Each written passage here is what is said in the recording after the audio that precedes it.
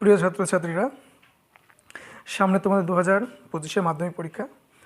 আর এই মাধ্যমিক পরীক্ষাকে টার্গেট করে আমি প্রত্যেক দিন যে তোমাদের বিভিন্ন সাবজেক্টের উপরে মক টেস্ট বা সেরা 50টি প্রশ্ন উত্তর নিয়ে এসেছিলাম, আজকে তার কি তৃতীয় দিন।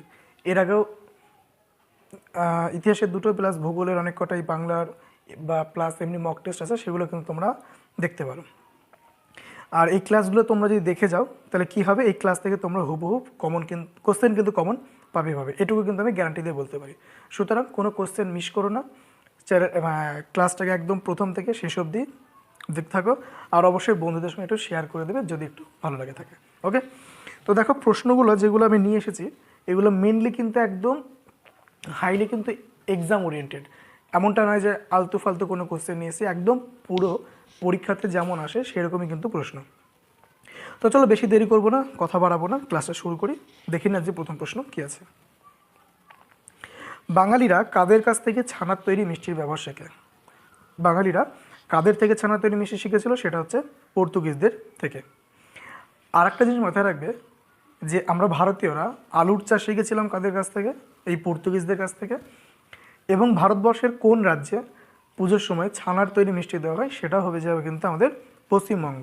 ঠিক, চলো এই প্রসঙ্গে আরও দুটো কোশ্চেন তোমাদেরকে আমি বলে দিই। সেটা হচ্ছে আদি রসগোল্লার জনক বলা হয় হারাধন ময়রাকে এবং নতুন রসগোল্লার জনক বলা হয় নবীনচন্দ্র দাসকে। কত খ্রিস্টাব্দে মোহনবাগান ক্লাব আইএফএ সিল জয় করেছিল? মোহনবাগান ক্লাব আইএফএ সিল জয় করেছিল 1911 সালে। সেই বছর কিন্তু বঙ্গভঙ্গ রদ হয়েছিল এবং এই মোহনবাগান ক্লাবটা তৈরি হয়েছিল 1889 খ্রিস্টাব্দে। আচ্ছা, এই প্রসঙ্গে আরও একটা কোশ্চেন আমি বলে দিই। সেটা হচ্ছে মোহনবাগান ক্লাব যখন আইএফএ সিল জয় করেছিল তখন 1911 খ্রিস্টাব্দে এই মোহনবাগান দলের ক্যাপ্টেন কে ছিল? সেটা হচ্ছে কি Shishir Bhaduri. Next, 22 years to freedom বইটি কে লিখেছেন? সঠিক উত্তর হয়েছে এখানে বড়িয়া মজুমদার। কোথায় থেকে গ্রাম বার্তা প্রকাশিকা প্রকাশিত হতো? 1863 খ্রিস্টাব্দে প্রকাশিত একটি পত্রিকা, যে পত্রিকার সম্পাদক ছিলেন কাঙাল হরিনাথ বা হরিনাথ মজুমদার।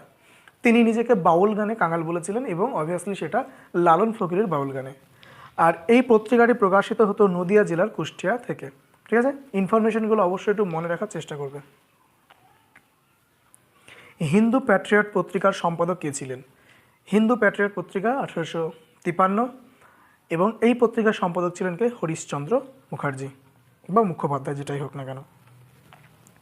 নীলদর্পণ নাটকটির ইংরেজি অনুবাদকের প্রকাশক কে ছিলেন? তো অনুবাদ করেছিলেন কে? এটা হয়তো আমি আগের দিনও করেছি কোশ্চেনটা।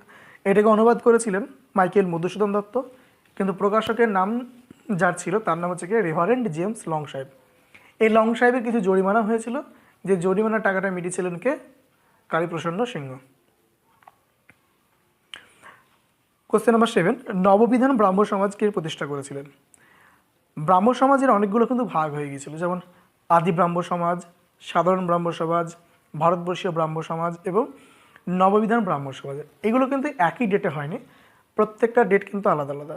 প্রথমবার যখন ব্রাহ্ম সমাজ ভেঙে গিয়েছিল 1866, তখন হয়ে যায় আদি ব্রাহ্ম সমাজ এবং ভারতবর্ষীয় ব্রাহ্ম সমাজ।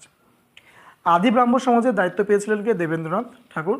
আর ভারতবর্ষীয় ব্রাহ্ম সমাজের দায়িত্ব পেয়েছিলেন কেশবচন্দ্র সেন। 1876 সাল নাগাদ সেটাও কিন্তু আবারও ভেঙে যায়। তখন সাধারণ ব্রাহ্ম সমাজ এবং ভারতবর্ষীয় ব্রাহ্ম সমাজ দুটো ছিল।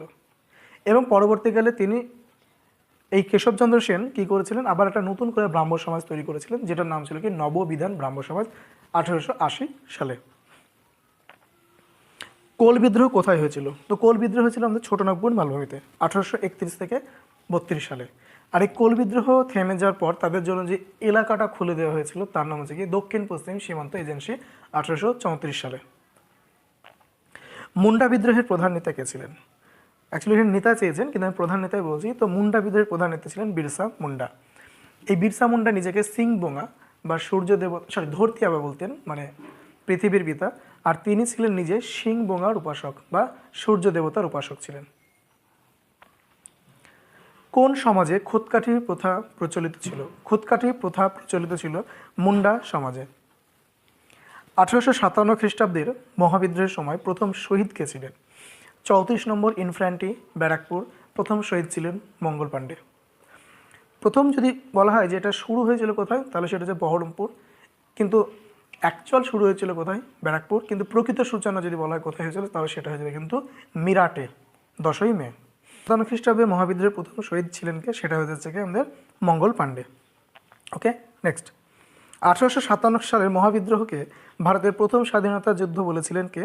সঠিক উত্তর হয়ে যাবে ডক্টর কেন বলছি, বিনায়ক দামোদর সাভারকর বা BD সাভারকর। এই প্রসঙ্গে আমি আগের দিনও বলেছিলাম, আজকেও বলছি, এই মহাবিদ্রোহকে কারা কী বলেছিলেন, অর্থাৎ কে এটাকে সামন্ত শ্রেণীর বিদ্রোহ, কে সামন্ত শ্রেণীর মৃত্যুকালীন আর্তনাদ, কে কৃষক বিদ্রোহ, কে গণবিদ্রোহ, কে সিপাহী বিদ্রোহ বলেছিলেন। এগুলো কিন্তু মোস্ট ইম্পর্টেন্ট, এগুলো কিন্তু একটু দেখতেই হবে। নতুন সামাজিক ইতিহাসে কাদের কথা বলা হয়েছে? তো নতুন সামাজিক ইতিহাসে বলা হয়েছে সাধারণ মানুষের কথা। ভারতীয় ফুটবলের জনক বলে অভিহিত করা হয় কাকে? ভারতীয় ফুটবলের জনক বলে অভিহিত করা হয়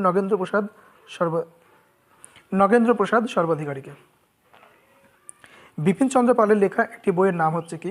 তো বিপিন চন্দ্র পালের লেখা বইটির নাম হলো 70 বৎসর।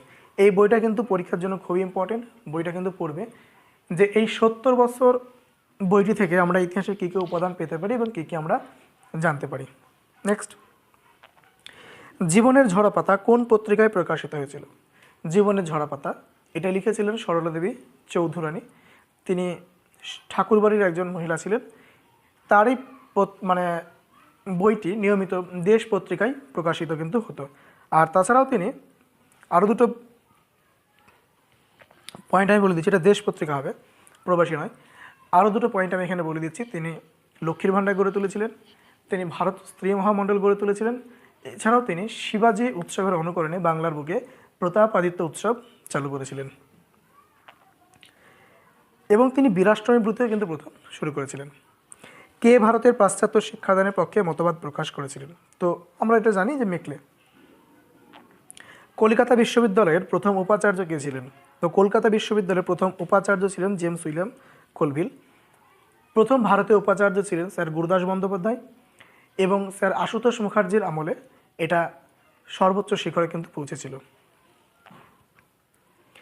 কেশবচন্দ্র সেনকে ব্রহ্মানন্দ উপাধি কে দিয়েছিলেন? কেশবচন্দ্র সেনকে ব্রহ্মানন্দ উপাধি দিয়েছিলেন দেবেন্দ্রনাথ ঠাকুর। নব্যবঙ্গ আন্দোলনের প্রাণপুরুষ ছিলেন কে? ডিরোজিও। ডিরোজিও তিনি হিন্দু কলেজের অধ্যাপক ছিলেন। 17 বছর বয়সে তিনি সেখানে অধ্যাপকের চাকরি পেয়েছিলেন। তার প্রতিষ্ঠিত দলের নাম ছিল নব্যবঙ্গ। তার লেখা কবিতাটির নাম ছিল স্বদেশের প্রতি বা ফকির অফ জঙ্গিরা। তাছাড়াও তারা যে পত্রিকাগুলি প্রকাশ করেছিল, যেমন পার্থেনাম, এথেনিয়াম, ক্যালাইডোস্কোপ, এগুলো কিন্তু ছিল একটা মুখ্য পত্রিকা। বিপ্লব শব্দের অর্থ কী? তো বিপ্লব শব্দের অর্থ হলো আমূল পরিবর্তন। নেক্সট 22 নম্বর, রানী শিরোমণি কোন বিদ্রোহের নেতৃত্ব দিয়েছিলেন? রানী শিরোমণি বিদ্রোহের নেতৃত্ব দিয়েছিলেন, সেটা হচ্ছে চুয়ার বিদ্রোহের এবং দ্বিতীয় পর্বে। এই চুয়ার বিদ্রোহের দ্বিতীয় পর্বে তিনি যখন নেতৃত্ব দিয়েছিলেন, তার এই অসামান্য বীরত্বের জন্য তাকে মেদিনীপুরের লক্ষ্মীবাই বলা হয়ে থাকে। বারাসাত বিদ্রোহের নেতৃত্ব দিয়েছিলেন কে? বারাসাত বিদ্রোহ আমরা জানি তিতুমির। কে ফরাজি আন্দোলনের সূচনা করেছিলেন? তো ফরাজি আন্দোলনের সূচনা করেছিলেন হাজী শরীয়তুল্লাহ।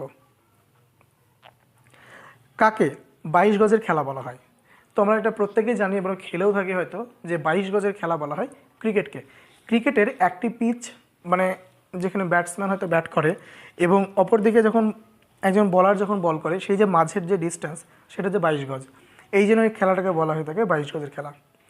এই 22 গজের খেলা প্রথম শুরু হয়েছিল ইংল্যান্ডের সারেতে 1709 সালে শুরু করেছিলেন। ভারতবর্ষে এর প্রচলন করেছিলেন প্রথম ইংরেজরা। জীবন স্মৃতি আসলে কার স্মৃতিকথা? তো জীবন স্মৃতি আসলে রবীন্দ্রনাথ ঠাকুরের স্মৃতিকথা। বিভিন্ন ব্যক্তিদের স্মৃতিকথা, আত্মজীবনীমূলক যে বইগুলি রয়েছে সেগুলো কিন্তু মোস্ট ইম্পর্টেন্ট পরীক্ষার জন্য, তোমরা অবশ্যই এগুলোকে একটু দেখে রাখবে। বাংলা ভাষায় প্রকাশিত প্রথম সংবাদপত্রের নাম কি? তো বাংলা ভাষায় প্রকাশিত প্রথম সংবাদপত্রের নাম হলো দিক দর্শন। যদি বলা হয় যে ভারতের প্রথম সংবাদপত্রের নাম কি, তাহলে বেঙ্গল গেজেট, এবং সেটা প্রকাশ করেছিলেন ইংরেজি ভাষায় হিকি, ওটাকে বলা হয় হিকিস বেঙ্গল গেজেট। কে হুতুম প্যাঁচা ছদ্মনামে পরিচিত ছিলেন? তো হুতুম প্যাঁচা ছদ্মনামে পরিচিত ছিলেন কালীপ্রসন্ন সিংহ। তো হুতুম প্যাঁচা ছদ্মনামে পরিচিত ছিলেন কালীপ্রসন্ন সিংহ। কে ক্যালকাটা স্কুল বুক সোসাইটি প্রতিষ্ঠা করেছিলেন? ক্যালকাটা স্কুল বুক সোসাইটি প্রতিষ্ঠা করেছিলেন ডেভিড হেয়ার। শব্দ কল্পদ্রুম কার লেখা? মোস্ট ইম্পর্টেন্ট একটা বইয়ের নাম শব্দ কল্পদ্রুম। বইটি লিখেছিলেন কে? রাধাকান্ত দেব। দেবটা হয়তো এখানে লেখা নেই, কিন্তু উত্তরটা হয়েছে কি রাধাকান্ত দেব। আচ্ছা, নারী শিক্ষার বিস্তারে রাধাকান্ত দেবের কী ভূমিকা ছিল, এটা কিন্তু 2 নম্বরের জন্য একটা মোস্ট ইম্পর্টেন্ট কোশ্চেন, তোমরা কিন্তু অবশ্যই এটাকে দেখবে। এই হিন্দু কলেজ কত খ্রিস্টাব্দে প্রতিষ্ঠিত হয়েছিল? এই হিন্দু কলেজ প্রতিষ্ঠিত হয়েছিল 1817 খ্রিস্টাব্দে।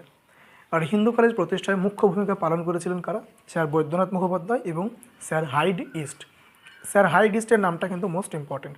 অনেকে বলে থাকেন যে হয়তো রাজা রামমোহন রায় ভূমিকা পালন করেছিলেন, তবে আমার সেটা মনে হয় না, বা অনেকেরই মনে হয় না। তো রাজা রামমোহন রায়কে একটু স্কিপ করে যাবে। সঠিক উত্তর হাইড ইস্ট এবং স্যার বৈদ্যনাথ মুখোপাধ্যায়। চুয়ার কথার অর্থ কী? চুয়ার কথার অর্থ হলো নিচু জাতি। আর এই চুয়ার বিদ্রোহ 2টি পর্বে হয়েছিল, 1767 এবং 1798। 1767 যখন প্রথম পর্বে চুয়ার বিদ্রোহ হয়েছিল, তার নেতা কে ছিলেন? ঘাটশিলার জগন্নাথ সিং। আর দ্বিতীয় পর্বে রানী শিরোমণি, দুর্জন সিং এবং অচল সিং।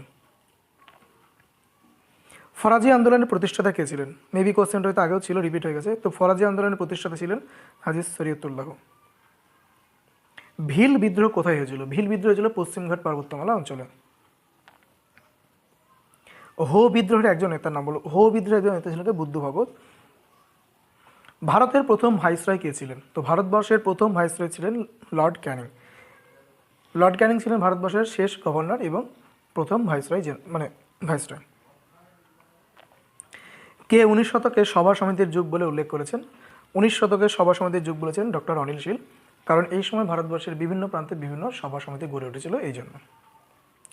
ভারত মাতা এই চিত্রটির সৃষ্টিকর্তাকে অবনীন্দ্রনাথ ঠাকুর। এটির পূর্ব নাম ছিল বঙ্গমাতা এবং ভগিনী নিবেদিতা এটির নামকরণ করেছিলেন ভারত মাতা। তিনি ছবিটি এঁকেছিলেন 1905 সালে বঙ্গভঙ্গের সময়। কোন উপন্যাসে বন্দে মাতরম সঙ্গীতটি দেখা যায়? তো বন্দে মাতরম সঙ্গীতটি প্রথম আমরা পেয়েছিলাম আনন্দমঠ উপন্যাসে। আনন্দমঠ উপন্যাস, যেটা সন্ন্যাসী ফকির বিদ্রোহকে কেন্দ্র করে লেখা, এবং 1882 সালে সেটা প্রকাশিত হয়েছিল। বন্দে মাতরম যিনি লিখেছিলেন সেই স্রষ্টা বঙ্কিমচন্দ্র চট্টোপাধ্যায়, যে পত্রিকা এটা প্রকাশ করেছিলেন তার নাম হচ্ছিল কি বঙ্গদর্শন। কাকে আধুনিক বাংলা বই ব্যবসার পথপ্রদর্শক বলা হয়? সঠিক উত্তর হয়েছে বিদ্যাসাগর। কত খ্রিস্টাব্দে জাতীয় শিক্ষা পরিষদ গঠিত হয়েছিল? 1906 সালে। 1905 সালে যখন বঙ্গভঙ্গ হয়েছিল, সেই বঙ্গভঙ্গের প্রতিবাদে কিন্তু এগুলো তৈরি হয়েছিল 1906 সালে। আর জাতীয় শিক্ষা এই কথাটি সর্বপ্রথম ব্যবহার করেছিলেন প্রসন্ন কুমার ঠাকুর। বসুবিজ্ঞান মন্দির কে প্রতিষ্ঠা করেছিলেন? বসুবিজ্ঞান মন্দির প্রতিষ্ঠা করেছিলেন জেসি বোস, আচার্য জগদীশ চন্দ্র বোস 1917 সালে। আর কলকাতা বিজ্ঞান কলেজ আশুতোষ মুখার্জি 1914 সালে। বিদ্যাবণী কাকে বলা হয় থাকে? বিদ্যাবণীকে বলা হয়ে থাকে কিন্তু বিদ্যাসাগরকে। ঠুংরি গানের প্রবর্তক কে? তো আমরা জানি ঠুংরি গানের প্রবর্তককে, কিন্তু ভালো একটা কোশ্চেন। ঠুংরি গানের প্রবর্তন হচ্ছে মিয়া গোলাম নবী, বা সরি মিয়া গোলাম নবী নয়, বড়ে গোলাম আলী খান। আর মিয়া গোলাম নবী ছিল সেটা হচ্ছে কি টপ্পা গানের প্রবর্তক, বাই মিস্টেক। আচ্ছা, এই প্রসঙ্গে দুটো কথা। ভারতীয় সঙ্গীতের উৎস কাকে বলা হয়? সামবেদকে। এবং আরবের রাজার প্রতি স্তুতিমূলক গানকে কী বলা হয়? গজল। মাঝি মোল্লাদের গানকে কী বলা হয়? ভাটিয়ালি। এবং সর্বোপরি সঙ্গীত চিন্তা নামক বইটির লেখককে রবীন্দ্রনাথ ঠাকুর। কাকে কেকের দেশ বলা হয়ে থাকে? তো কেকের দেশ কাকে বলা হয়ে থাকে এটা আমরা অলমোস্ট সবাই জানি, সেটা হচ্ছে স্কটল্যান্ডকে। মোনালিসা ছবিটি কার আঁকা? Leonardo da Vinci. কাকে সংস্কৃতির শহর বলা হয়? কলকাতাকে। এই প্রসঙ্গে মাথায় রাখবে আরও যে শহরগুলো রয়েছে, যেমন মুম্বাই বাণিজ্য নগরী, বা ভারতের হলিউড, জয়পুর গোলাপি শহর, এগুলো কিন্তু মাথায় রাখতে হবে। এখানে সংস্কৃতির শহর বা প্রাসাদ নগরী বলা হয়ে থাকে কাকে? সেটা হচ্ছে কলকাতাকে। বামাবোধিনী পত্রিকার সম্পাদক কে ছিলেন? বামাবোধিনী পত্রিকা 1863 সালে প্রকাশিত হয়েছিল উমেশচন্দ্র দত্তের সম্পাদনায়। আর এই বামাবোধিনী কথার অর্থ কী? সেটা হয়ে যাচ্ছে নারী বন্দনা। নেক্সট, সেই সময় এই উপন্যাসটি কার লেখা? সেই সময় উপন্যাসটির লেখক হলেন সুনীল গঙ্গোপাধ্যায়। লাস্ট কোশ্চেন আজকের, প্রথম শিক্ষা কমিশনটি কী ছিল? তো 1882 সালে এই শিক্ষা কমিশনটি তৈরি হয়েছিল, যার নাম ছিল কি হান্টার কমিশন। তো আজকের মতো এইটুকুই। ক্লাসটি ভালো লেগে থাকলে অবশ্যই একটু শেয়ার করে দেবে বন্ধুদের সঙ্গে। আর যদি কোনো প্রশ্ন জানার থাকে তো অবশ্যই সেটা কিন্তু কমেন্ট করতেই পারো তোমরা। চ্যানেলটা যদি একটু ভালো লেগে থাকে তাই একটু সাবস্ক্রাইব করে দেবে, একটু পাশে থাকবে। ঠিক আছে, তো আজকের মতো এইটুকু। দেখা হচ্ছে আবার নেক্সট দিন নেক্সট কোনো ভিডিও নিয়ে। টাটা।